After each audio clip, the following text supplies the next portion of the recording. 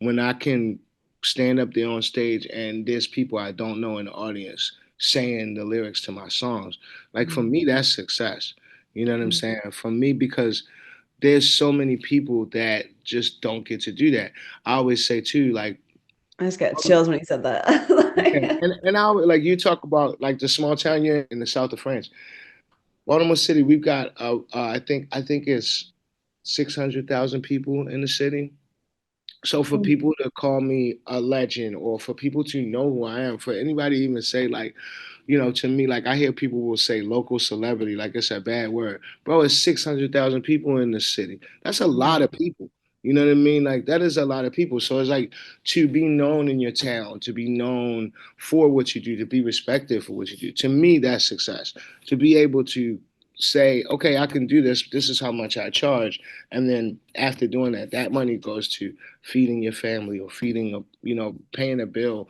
I've got my two girls in college right now. Being able to get them DoorDash or Uber, from music, like to me, that's success because nobody's guaranteed any of this. You know what I'm saying? Like you're not guaranteed. I wasn't even guaranteed to make it this far in life, let alone being able to do what I love.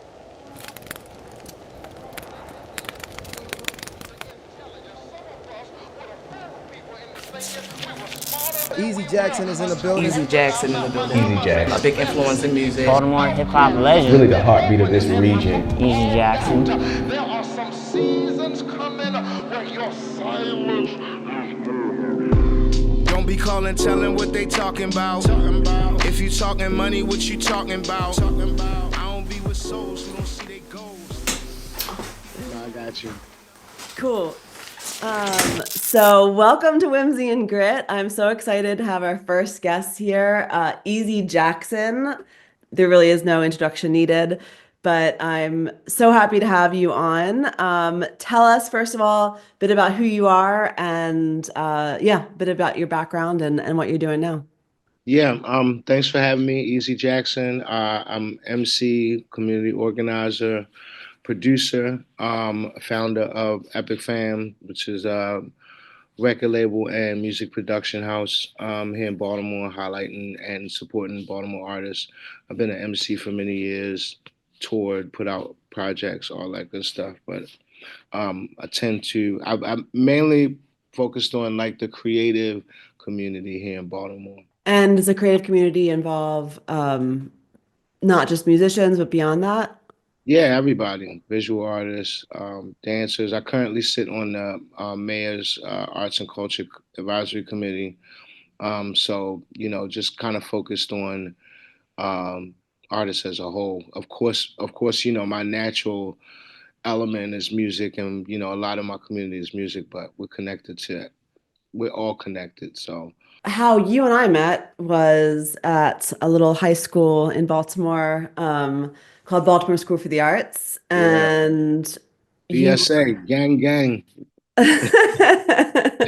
that's right, OG. Yep. Um, and you were an actor in Baltimore School for the Arts. Yeah. So you started as an actor. Mhm. But what was the first moment in your life where you really thought, I am an artist? I don't know. It's hard to say because I grew up submerged in the arts. My father was a visual artist and a singer. My mother was a poet. And so it just was always around. So even like, the diversity of what I do, like, I studied acting in high school. I did music most of my life, but people are always surprised when I do like other stuff. But it's just like I never really felt limited to uh anything except those things that were outside of art. So you know what I mean. You know what I mean. So like you put me in a math situation or a science situation, and I'm just like, what? I don't. You know what I mean. But art was just always like it was around. It was in my family. Like I've always felt like I could create. I could always go in my room and make up a little song or get my brothers and sisters together to like do act out a play or something like that. Like it's just something that we just always did. So was there something that you remember that you created, which was the first thing you created that you were like, yeah, I'm an artist after I created this? Or was it Or just, like, oh yeah, like really like was like, okay, I can I would say in the eighth grade I was in the talent show and with some other boys and we were called Five Dimension. And that was like my first I feel like that was my first rap show. And I was at Southeast Middle and we won the talent show. mm, And that was a moment for me where I was like, I think I'm a rapper. Like I think I'm an MC. Like I love this. Like you know what I mean? There's a VHS video of it somewhere, but it's like I started rapping and you just hear the whole audience go, go easy, go easy, go easy, go the whole school. And I was just like, I think that was a point for me where I was like, I think I can do this. I think I should do this. And that was like also I had just been accepted into School for the Arts. So I was mm, I was just like, okay, I think I'm a creative person.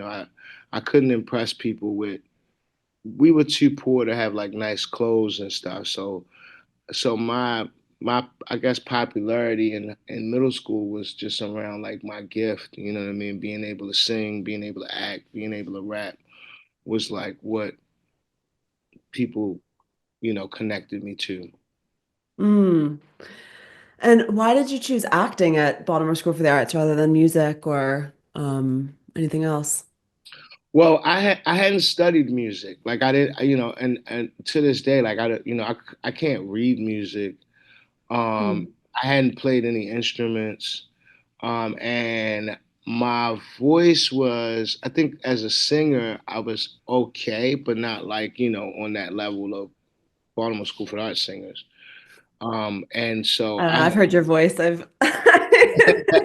well, I disagree didn't on think that, so, but I didn't think so back then. You know what I mean? I didn't think I was yeah. at that level back then. And I had studied theater. I had been in plays like church plays and stuff like that. And then I studied Twigs. I went to Twigs. My mother's always been like a huge fan of the craft of acting. So so we would act stuff out at home and I had characters and I always was good like at impressions and stuff like that. So my mother just very much encouraged me to go theater. And at that time, it was '90s. She's a huge hip hop fan and very supportive of hip hop, but she didn't really think that, people didn't really see that as a career path for anybody. So theater was where that's why theater was it for me. It was like it was a passion of mine anyway. Like I like lately have been wanting to get back into acting because I've always felt like it's something that's never going to leave me. Yeah, I understand that. But do you know like what it was about acting that your mom like why it was so important to her?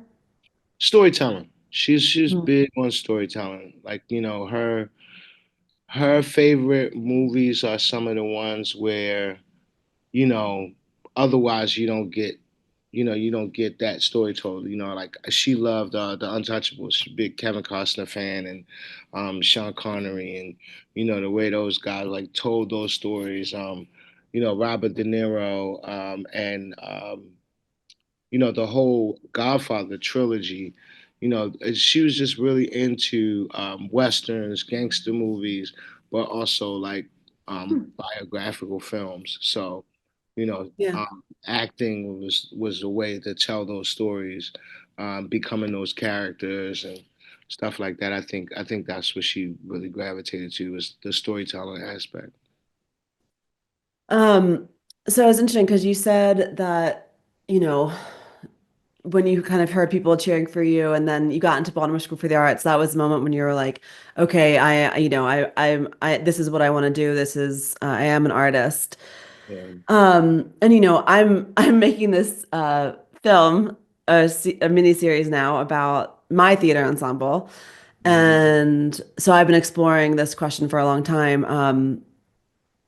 What do you think that having kind of been the chosen one, because right, just so people who don't know, Baltimore School for the Arts is a conservatory in Baltimore City, and they choose what 18 people every year to get in who audition, and they choose you completely just based off of your talent. There's no, academics that they take Yeah. into consideration or anything like that. So it's a institution at this point. I mean, it's I mean, I don't like the word institution, but it's definitely revered and held up as a Mm. place that makes people, right? I mean, Jada Pinkett Smith went there, Tupac Shakur, like, now there's been Moses Ingram and tons of other people. But um, I guess my question is, since now we're what, more than 20 years past like graduation, what has been your experience with kind of having gone through that conservatory process um,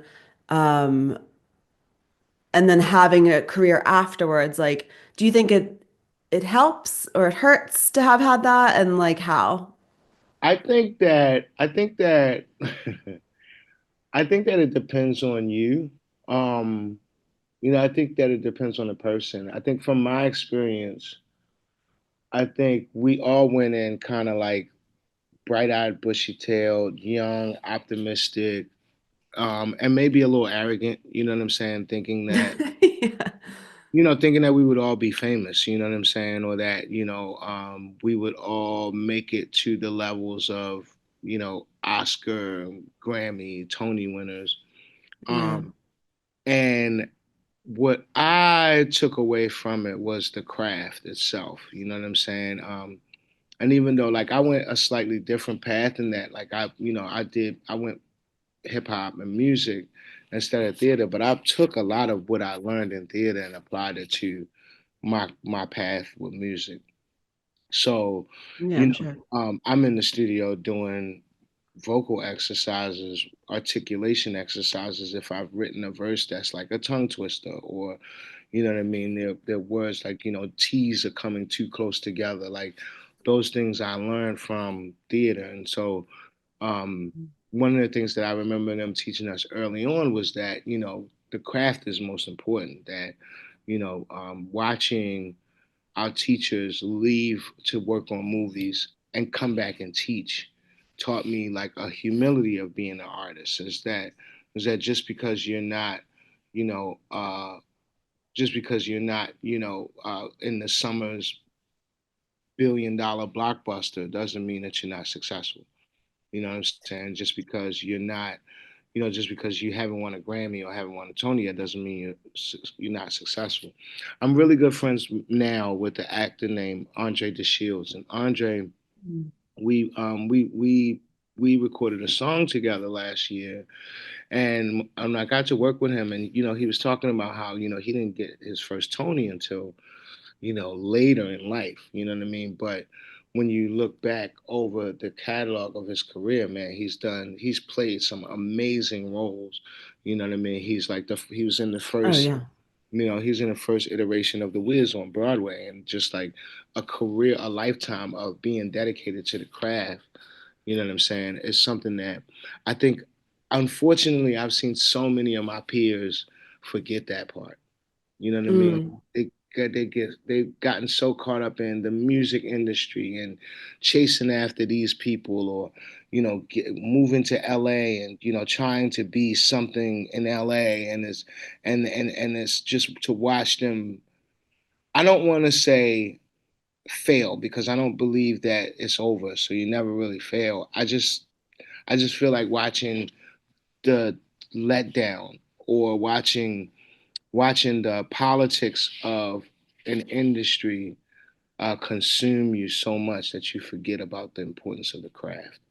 It's like that's something that for me the School for the Arts taught me, and I've always kind of held true to that. Ooh, no, I mean that's exactly why I wanted to talk to you too, because I bought into that whole thing of the day I turned 18, I moved to LA, and I was like, peace out, Baltimore. I got bigger fish to fry, Like, I want to go. I'm gonna go out to LA. I'm gonna be famous. Yeah. And obviously, it's 20 years later, and I'm not a household name. However, I live in a small village of 200 people in the south of France, and I had always chased like big cities, thinking that like that was going to be where I was going to make it, where I was going to prove that I could, God knows what. But it's here in like the south of France in this like tiny village where I'm creating the most like I've ever created. Um, so I guess like two questions for you from that. One, like how do you define success? Because obviously that's like that's a big thing. Like say you made it, like what is that to Easy Jackson? And you being somebody who, stayed in Baltimore and who has now literally like become a Baltimore legend. Like I don't say that lightly, it's people respect you and everybody knows Easy Jackson in Baltimore. So um yeah. So Yeah, how I saw an interview, and I'm trying to remember who it was. Oh no. Oh, okay. So my friend David Elliott, wonderful filmmaker, visual artist. He's done most of my videos.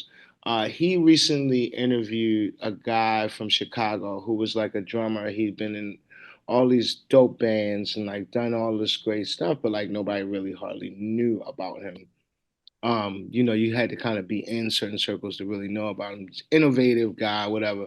Anyway, make a long story short, at the end of the film, he asked, how do you define success?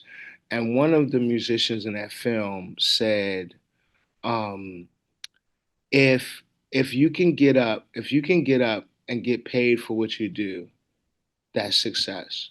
The other day, Thursday night, I did a show with KRS-One, legendary MC rapper, one of my idols. I've gotten to do this so many times, like share a bill with my idols, my favorite rappers, people I grew Mhm. up listening to.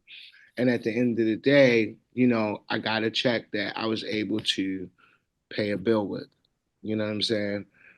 That's success to me. You know what I'm saying? My Mhm. family, we don't have a history of well-known artists, you know what I mean? Well-known people, anything like that. When I can stand up there on stage and there's people I don't know in the audience saying the lyrics to my songs, like for me, that's success. You know what I'm saying? For me, because there's so many people that just don't get to do that. I always say too, like, I just got chills when you said that. yeah, Like, and I would like you talk about like the small town you're in the south of France. Baltimore City, we've got I think it's 600,000 people in the city. So for people to call me a legend, or for people to know who I am, for anybody to even say like, to me, like I hear people will say local celebrity, like it's a bad word. Bro, it's 600,000 people in the city. That's a lot of people.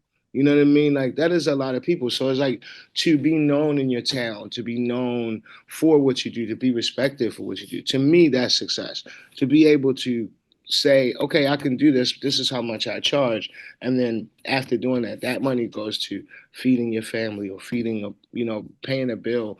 I've got my two girls in college right now. Being able to get them DoorDash or Uber, from music, like to me, that's success, because nobody's guaranteed any of this. You know what I'm saying? Like you're not guaranteed. I wasn't even guaranteed to make it this far in life, let alone being able to do what I love. and did you ever have a moment in your life where you were like you were gonna give up or and what did that look like and how did you keep going? Yeah, 2 years ago actually. My brother Emmanuel passed away, and that I don't know, but me and Dermel had grinded out so much up until that point with Epic Fam. I felt like I was burnt out. Um, Mm. and I felt like when he died, I felt like I had maybe put too much energy into something that didn't matter. Um, Music or yeah, music. And that was 2000, yeah, that was 2022. I just was, I don't know, losing my brother. We had both lost another brother a few years ago, and so he and I have really gotten closer than we'd ever been before. And so now I have other brothers, I have other siblings, but I don't. We don't have that kind of a relationship. Like I could call them when I was writing a song.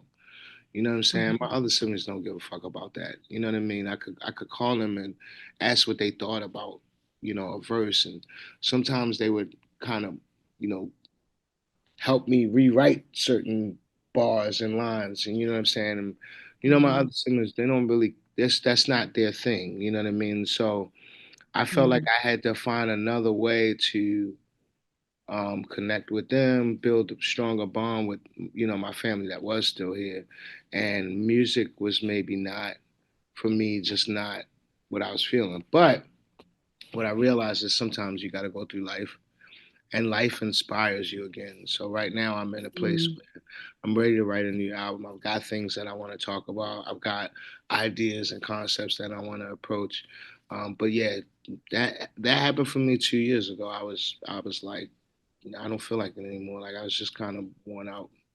So you kind of had like I mean, you basically had an existential crisis because of a trauma that happened in your life, and I mean, I think that makes a lot of sense.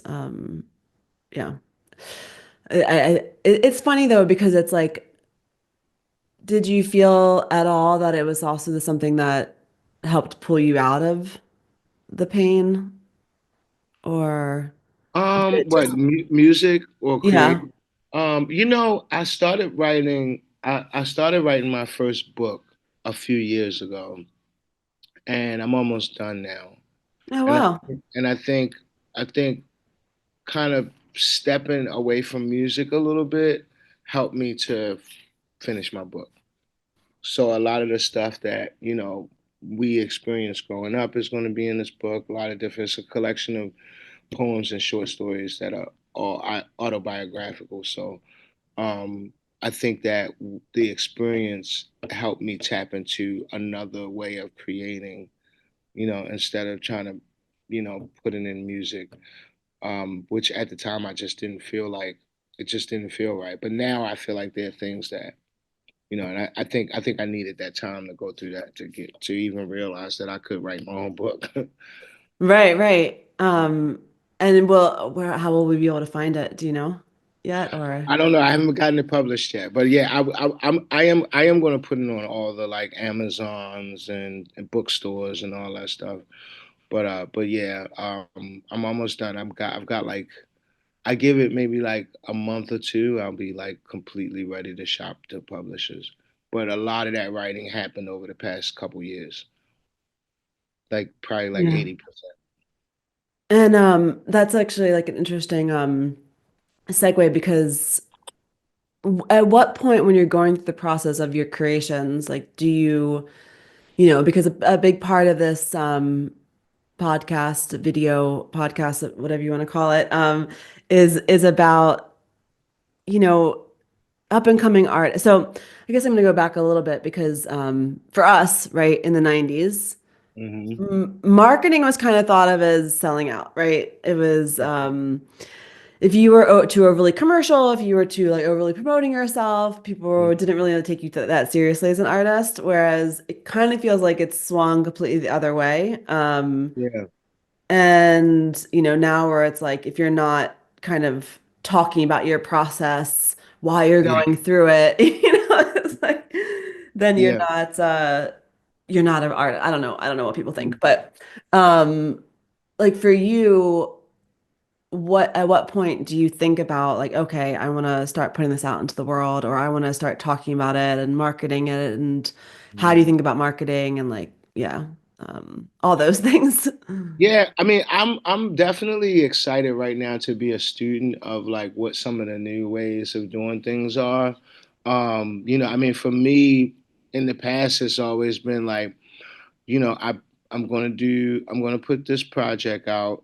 I'm gonna do a show to, like an album release show to let everybody know, and I could have hard copies available.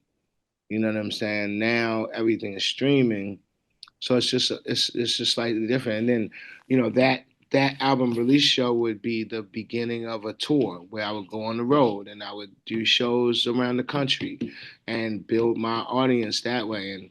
And then Hmm. Instagram came along. So it was like, okay, now I can put out a project. I can go on the road and I can get Instagram followers. I can, take pictures in places and hashtag those places and, people Hmm. find me that way.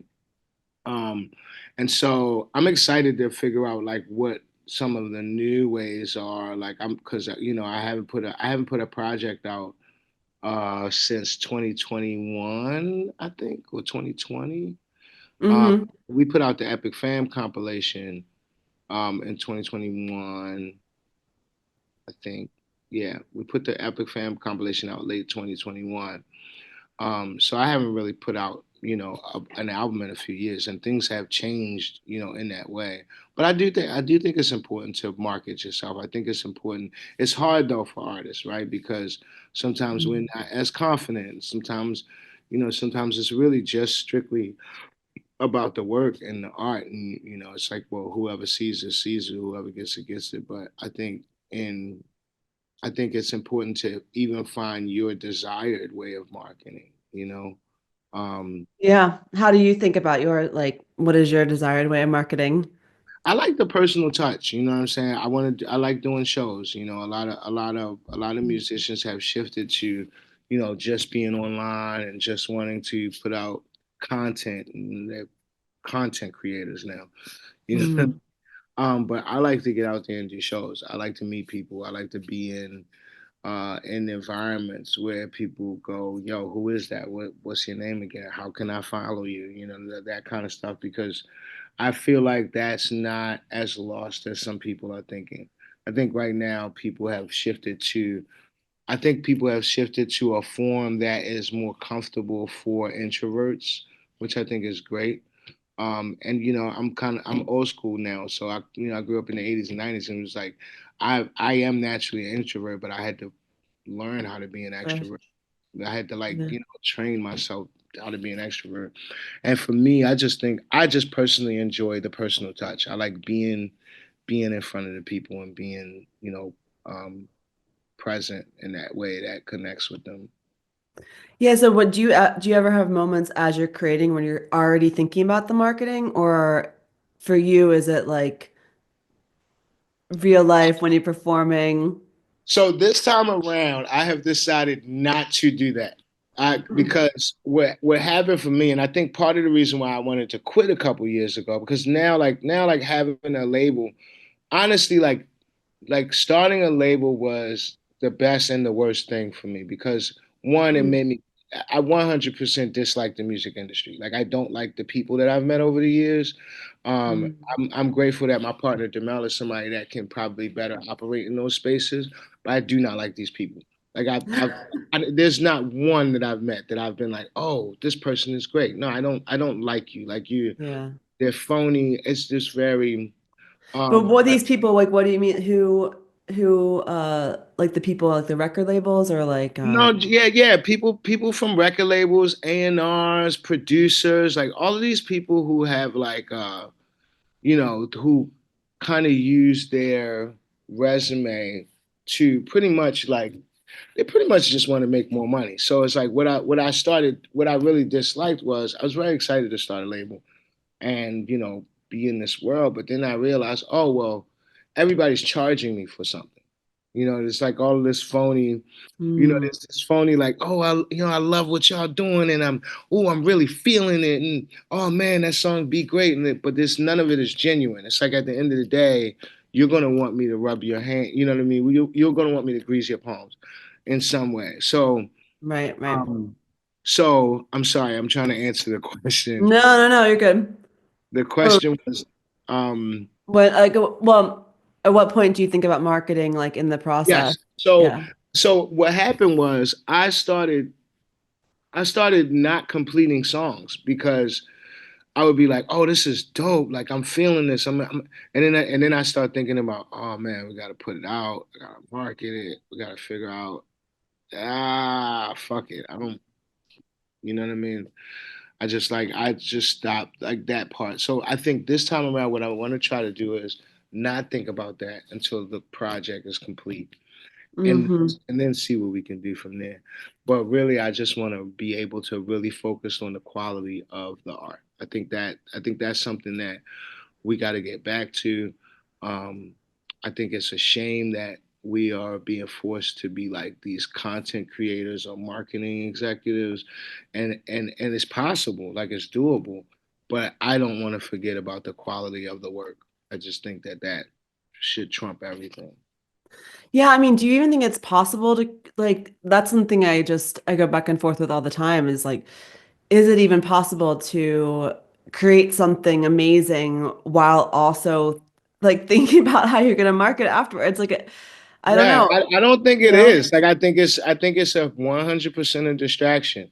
And I think that that's how you get so many copycats Yeah. because people are trying to create what they think sells, but you're creating what's selling now. And by the time you're done, that's going to be a thing in the past. You know what I mean? So you can't sit down and make a song like man, I feel bad for any artist who uh chose Drake as their like blueprint 2 years ago. You know what I mean? Because nobody wants to hear that music now. You know what I mean? Nobody wants to hear a Drake sounding like. But there was a time when all the Drake sound alikes were getting in there making it happen. So I feel bad for any artists who looked at that and said, oh, well, I need to do something like that 2 years ago because now that's a thing in the past. And you should have been thinking 2 years ahead. You should have been thinking or thinking more what's true to yourself. You know what I'm saying? So, How do you stay true to yourself? Like huh? how have you stayed true to yourself all these years? Um, I can't lie. There have been times when I don't think that I was. You know what I mean? Yeah, that's fair. I think trial and error humbles you because you learn so much as you go. And I think there were times where I was trying to make stuff that, I thought would sell or I thought would, and people didn't quite connect with that stuff. You know what I'm saying? Mm. People connected with my authenticity, my authentic self. So I think today I stay true to myself by not making some of the mistakes that I made in the past creatively. You know what I'm saying?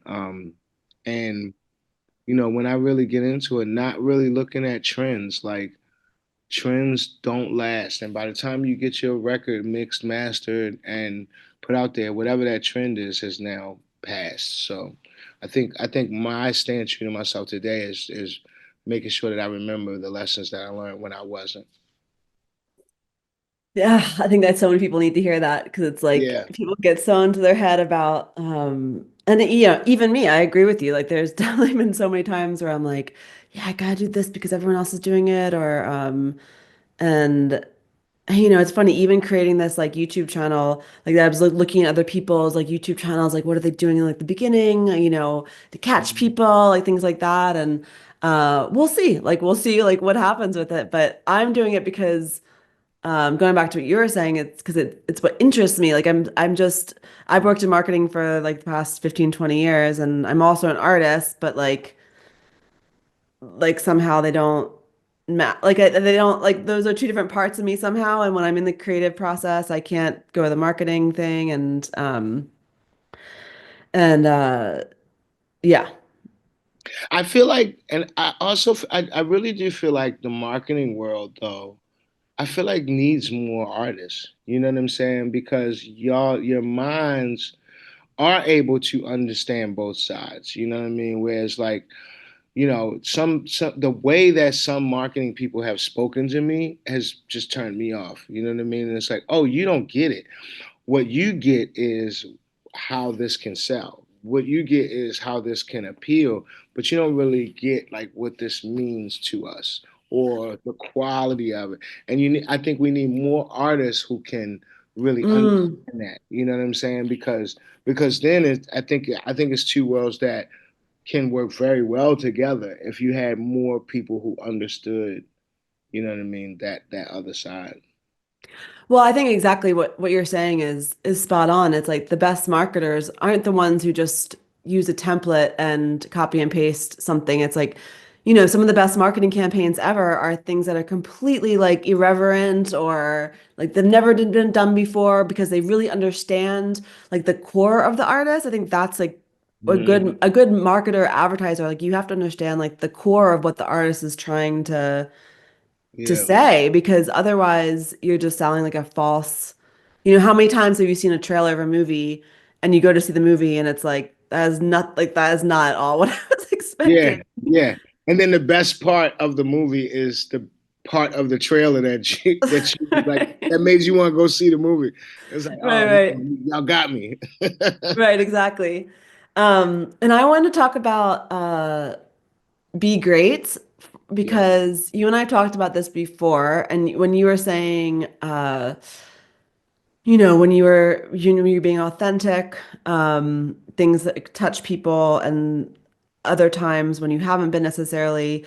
But you've also said it's funny because "Be Great" wasn't necessarily your favorite song that you ever created, but yeah, now you've developed this like big appreciation for it because obviously of how much it's touched other people. Like, yeah. what was the process of that song? And we'll play it like here for people to be able to hear it.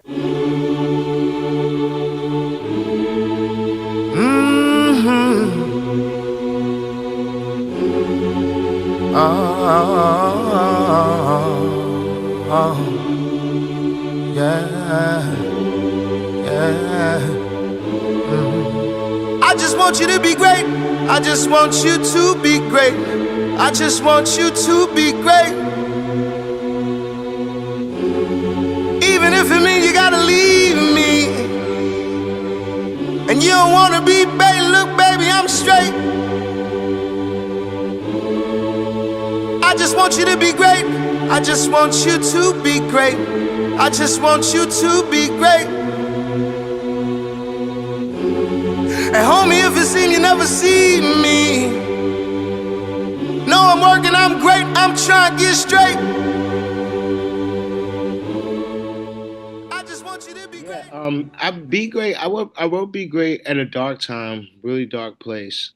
And initially, I just wanted the song to open the album. Like I just wanted it to be like the first song on the album. Like I was thinking about Fool, which is the album that Be Great is on. I was thinking about Fool as a complete project, and I put it together as a complete body of work.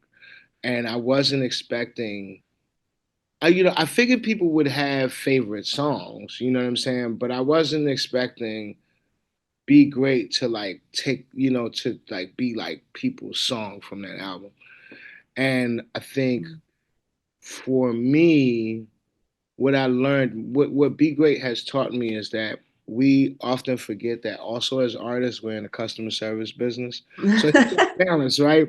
It's that balance that we're talking about. We're like, I mean, you have to figure out some kind of marketing because you got to eat. You got to, you know what I mean? You have to make money. You have to figure out what people want, what people like, while Mm, also staying true to yourself and being authentic.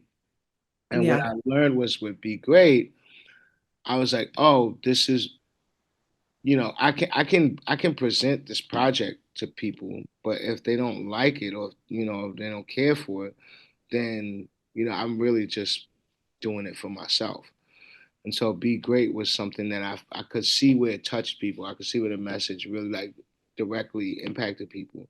And so I had to kind of get over myself with that song Mm, because I was like, man, I thought y'all was going like give me that or walk with me or you know what I mean? Like I wanted Desire Fight to take off, but the people didn't want that. People wanted Be Great and people like Be Great. And so yeah, that was just a mm, large lesson for me on, art also being a customer service business, music being a customer service people. You got to give the people what they like. Um, and so it's inspired me to write a couple more like inspirational pieces. mm. I also realize people like when I sing. So, Yeah. it's something that I ran from for a long time. Um, so yeah, that was an interesting moment in growth for me would be great.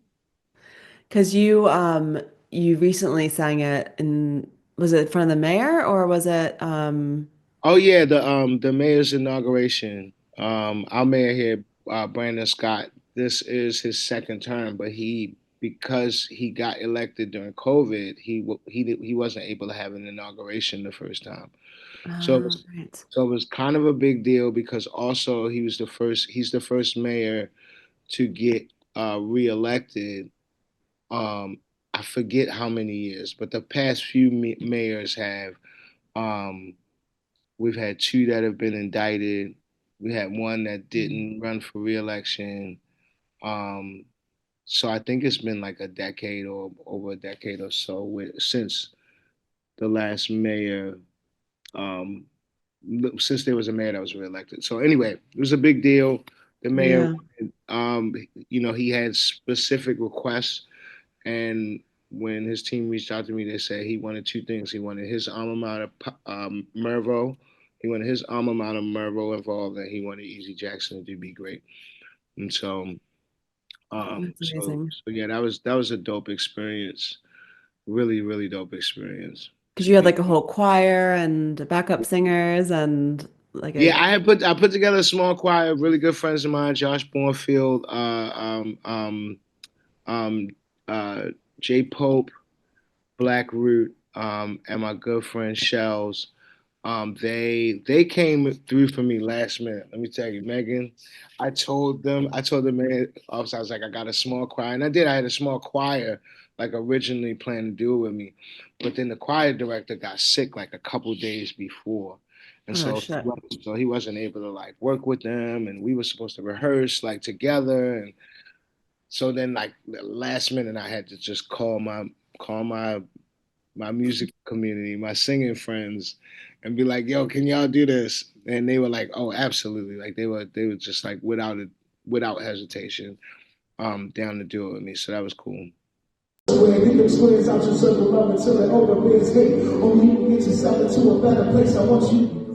Honestly, I when I saw it on the Insta, there was somebody who posted and all of a sudden like the camera starts shaking. She's like and I started like crying. I was like because Yeah. you know I love this song. I mean, it's gonna be in my in the movie series and then just seeing you up there, I was like so proud.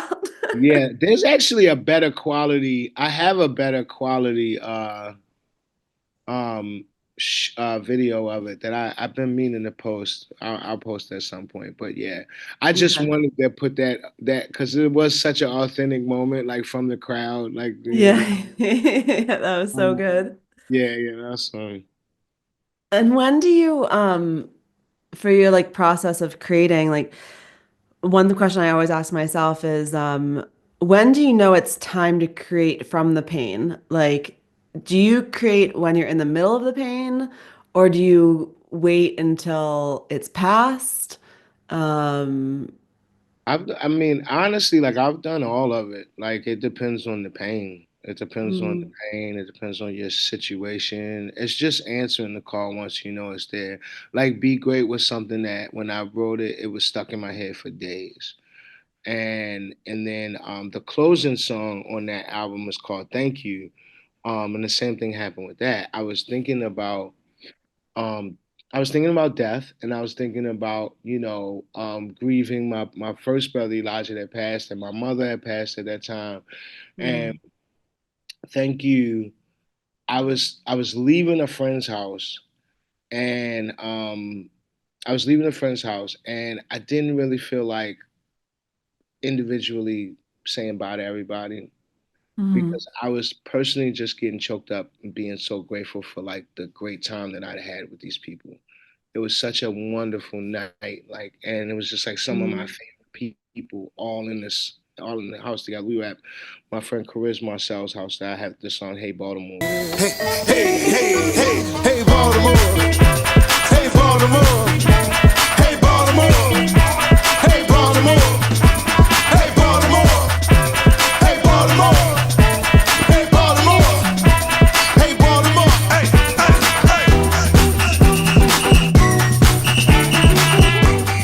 Oh, I love And I that just song. Yeah, and I just stopped at the door and I just turned around and I said, thank you for a good time. And I did that like just right off the cuff. And then it was stuck in my head for days. And the songs started to come together and ideas that I wanted like just started to come. And so I was like, I booked time in the studio and I was like, all right, I got this song. I need to do it. So it's like for me to answer that, I'm sorry, I feel like that's such a long-winded answer, but it's like No, no.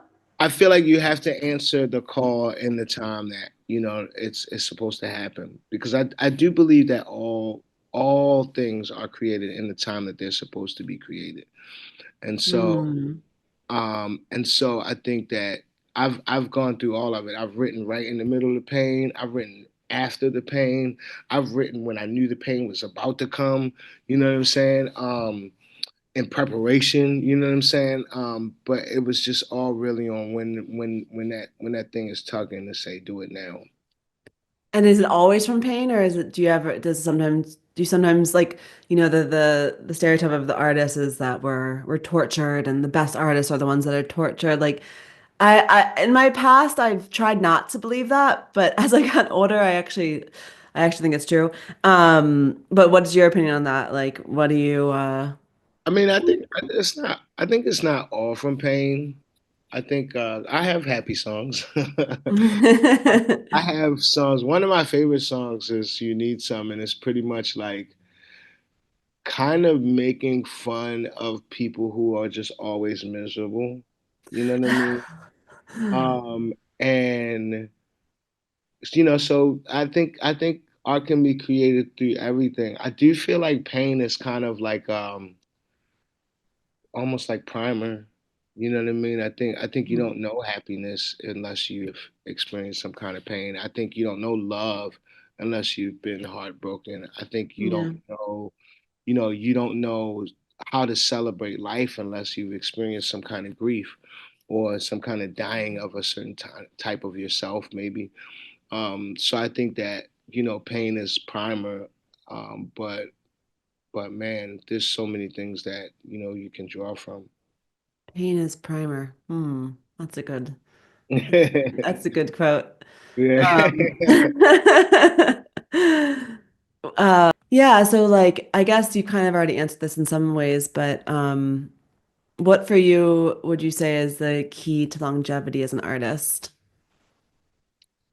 Man, to keep having fun, like to keep Mm. enjoying it. I think I got real close to becoming someone that I've never wanted to be. And when I was a very, very young artist, and I started, I had my band Soul Cannon. We were together for 18 years. And when I first started recording with Soul Cannon and doing shows with Soul Cannon, I found myself in a couple situations where I'd been around these musicians that were in their 40s and 50s. And they were bitter. They're like curmudgeon. And they would kind of like, laugh at your kind of enthusiasm or naivety Mm. about, and I was like, I never want to become that guy because I can see right now that they don't enjoy what they do. And I said, the day that I'm not enjoying it is the day that I stop it. And I think the key to longevity as an artist is to enjoy it, to love it. You know what I mean? Mm. Um, Samuel, I'll be 45 in September, and I always get inspired by this fact, and it was that uh, Samuel Jackson had not had a breakout or leading role um, when he was 45 years old. When he turned 46, he had been in Pulp Fiction. Wow. You know what I'm saying? Yeah. And if you know anything about Samuel L. Jackson, you know that he loves the craft. You know what I'm Mm. saying? So I think the key from what I have seen, and I know for me was kept me doing it is always enjoying it, like continuing to have fun, continuing to be curious, Yeah. wanting to learn. Like I was talking about earlier, like I'm excited to learn about how are the kids marketing their music these days. You know what I mean? Yeah, I think that's the key, man. Just like keep having fun with it. Once you stop having fun, just stop. Just go do something else. But don't torture yourself. Like life is already going to Yeah. torture us enough because we're artists and that's what is supposed to happen. But we're not supposed to torture ourselves. Well, and I think that's why you were smart. I have a little like sub like slogan that's my own slogan that I just my goal in life is to make cool shit with people I like and Yeah. to have fun while doing it. Like There that's you like go. my mantra. There you go. Yeah, I love that. Absolutely. Because why the fuck not? Yeah, it's like I'm if saying that like if it doesn't hit that criteria, like everything I do, like if I don't like you, then like bye. Like if yeah, if I'm not having fun, then and if I don't think it's like an inspiring or cool project, then why would I want to do it either? exactly. So like what would you say to a younger musician? Because I know you mentor a lot and do people call you do they call you the grandfather of like hip hop Baltimore? Like I No, no, no, no. Thank God. Not yet. I do get called. I get called OG. I get called Unc a lot. I get called Uncle. Okay. I get called Uncle Easy, and I get called OG often. I was actually I do this program called Beats Not Bullets. It's not my program. Good brother, Okun Kevin, um, started, and it's basically working with young guys who rap or produce and interested in hip hop or career hip hop, but they may be involved in gang activity, or they may they may have gone through juvenile justice system already and stuff like that. And so we had one cohort that just ended yesterday, and I was talking to them, and I was telling them, I asked them what did they see, like what do you want, like and I was asking them like where would you like to see yourself performing, and some of them named places where I've performed. They named things that I've done, and they don't know anything. They don't know anything about me. That Oh, generation, really? yeah, that generational gap in hip hop is crazy. The children, they didn't know who KRS One was. Like it's nuts, man. Like they are totally disconnected from. Yeah. But what I told them was, all right, you all can visualize what you want, like visualize it and go for it. And the worst thing that can happen is you can get very close.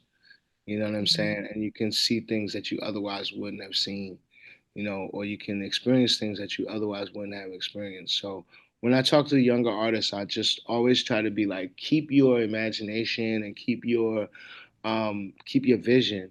Like, what do you want? Like, go for it. You know what I mean? But also just have that little bit of reality that like it might not happen in the exact way that you want it to, but it's Mm. going to be way better than it would be if you didn't try, or if you didn't visualize something, if you didn't set a goal. It's like that old saying, shoot for the stars, and you'll likely land among the clouds. You know what I mean? Which is it's a beautiful view from there too. You know what I'm saying? So do you still have like star dreams? I mean, do you still Yeah, I have mean, yeah, beyond like what would be the next big thing for Easy? I really would like to see what it's like, putting my book out and then putting this next album out, because I think that writing this book has allowed me to explore things in a way that I haven't been able to with music, but it's also given me inspiration to some new approaches with music. So I Mm, think for me, I just would like to see. I really want to see what it's like to put this book out. Um, to be honest with you, Megan, if I can keep creating, I'll be great. Because I mm, really don't think that. I don't think that anything is impossible. You know what I mean? But I don't want to cloud myself with I gotta get a Grammy. You know what I mean? It's like yeah, yeah, I don't want to taint my path with that. I really would just like to be able to continue to create and to be, and to still be considered an artist, or even be, mentioned as somebody who creates. The mayor could have easily gotten any young rapper um, out right now to do yeah, that, that's true. but I had something that stuck with him, and the crowd responded very well to it, and so I just really honestly, what's next for me is that I would just love to continue to be able to create, and my daughters, I think that they're all artists, And so for me, I'm excited to see the different paths that they choose and how they decide to go. Would you ever collaborate with them? Absolutely, absolutely. Me and Selah and Sarai sound good harmonizing together. Ah, Yeah, cool. yeah, yeah. We've hit a couple notes a couple times, and I'm like, I like the sound of that. Yeah, and they've written some stuff that I would like to, help produce, get them in the studio and do. But Oh, cool. but I don't want to force collaboration because with young people they'd be like, "Oh, all right, Dad, stay All over right. there." Dad. I don't want to, yeah, but yeah, I would definitely collaborate with them for sure. And it's also one of those things if it's like if it comes out authentically, people will be able to feel that. And if it is forced, people will be like, "Ooh, that's Yeah, yeah, yeah." yeah. Like, nah, that I didn't like that. So yeah, Like I would but want but to. but real father-daughter collaborations that warms your heart. Yeah, And if it's forced, absolutely. you're like, Yeah, that was a little cheesy, but yeah, yeah. like, Exactly, exactly. um and oh, so actually I have one more question and then the last question, but because one thing I think about as well a lot is not just like what is success, but also, how do we market ourselves as artists, but also like the longevity of an artist, like realistically, like for me, I always chose I never wanted to be a starving artist. So I personally never wanted to rely on my art to feed me.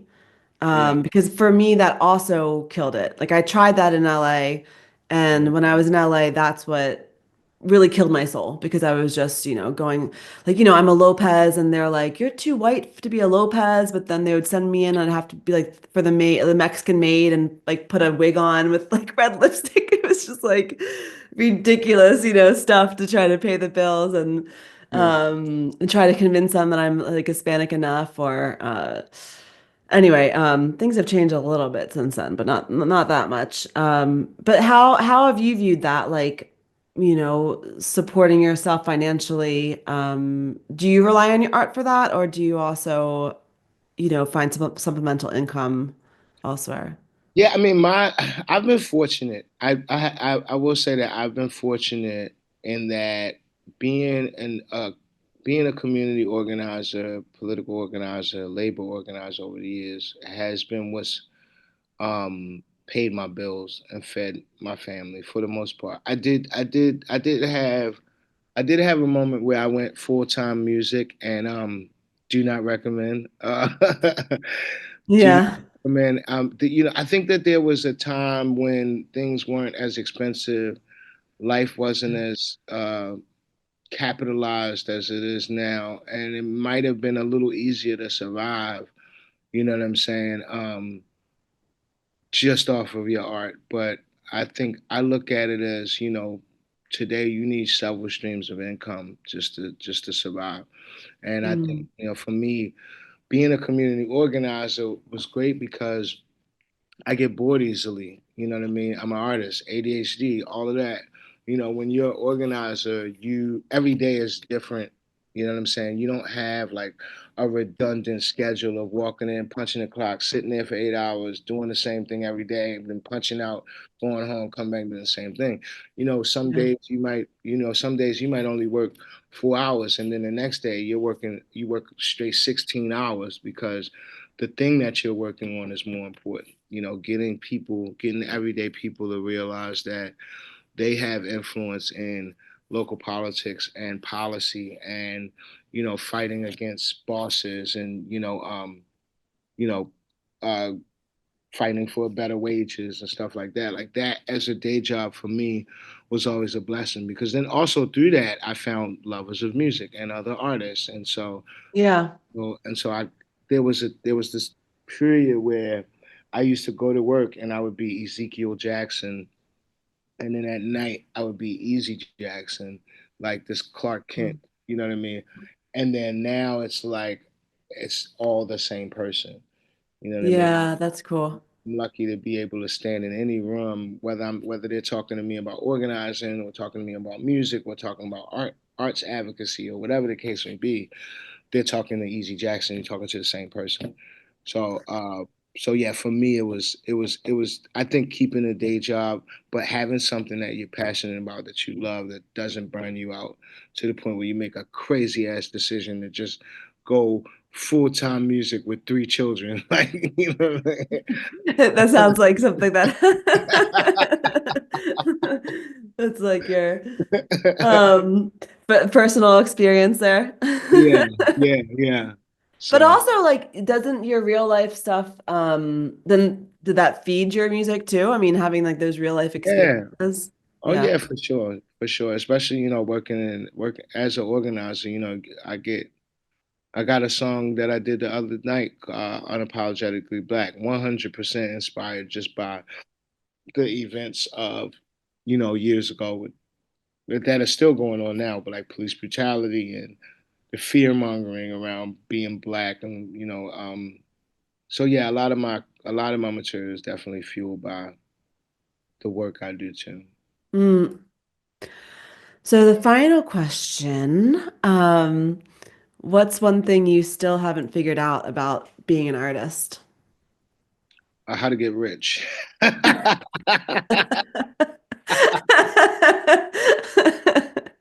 That's fair. That's fair. I still have not figured out how to get rich. Um, uh, I think, yeah, I think that, and I don't know. I think with music, probably my biggest challenge a lot of times.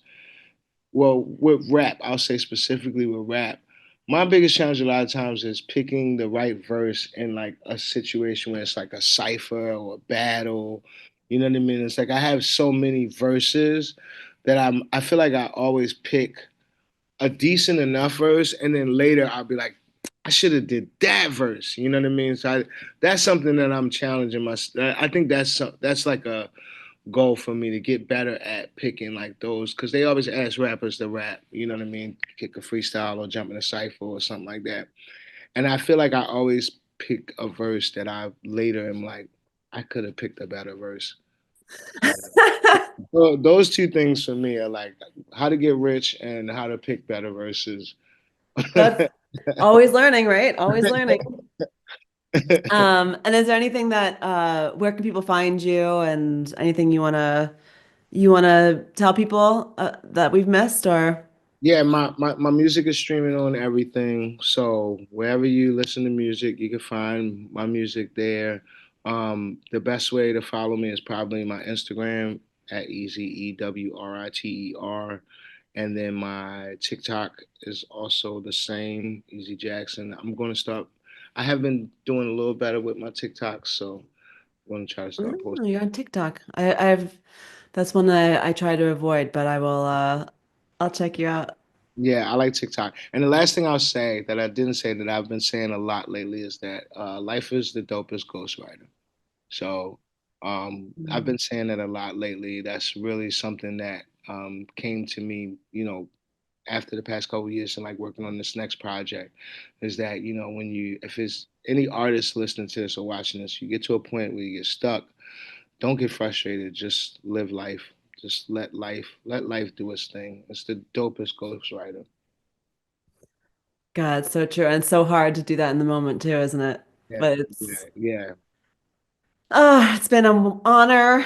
Thank you for joining me on my first go at this. And I love learning about you. I love your words of wisdom, and your career has definitely been something that I've just admired, from afar most of the time. And but it's always so cool to see somebody that has lasted for 30 years at this point, like, and still going, still creating new shit, still innovating. Like I just, yeah, I love it. So thanks Well, for thank you. I'm really honored you have me on here, and also I'm proud of you. Like you always been doing the thing too. In some way, shape, or form. So it's also it's good to be a BSA uh, artist because you get to kind of see everybody.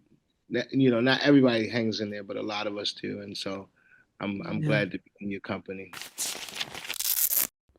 So that was our conversation with Easy Jackson. I had a really good time and I learned a lot. And I just wanted to summarize a couple things that I learned. I think the biggest thing and one of the biggest reasons I wanted to speak to Easy Jackson was because of the fact that he stayed in Baltimore and he's been able to make this name for himself and has now become a legend in the Baltimore area and beyond. It's not just Baltimore.